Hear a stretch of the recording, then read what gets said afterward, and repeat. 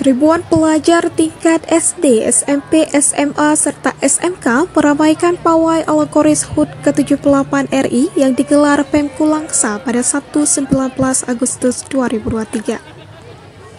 Pawai dalam rangka memeriahkan Dirgahayu Republik Indonesia yang sempat vakum lebih kurang dari 3 tahun akibat pandemi COVID-19 ini cukup mengundang antusiasme masyarakat yang turut hadir menyaksikan pertunjukan pawai tersebut. Dalam pawai alegoris ini, para peserta mengenakan pakaian adat Nusantara yang terdiri dari berbagai suku yang ada di Indonesia. Pawai ini juga dimeriahkan oleh sejumlah drum band antar sekolah SMP, SMA, dan juga SMK.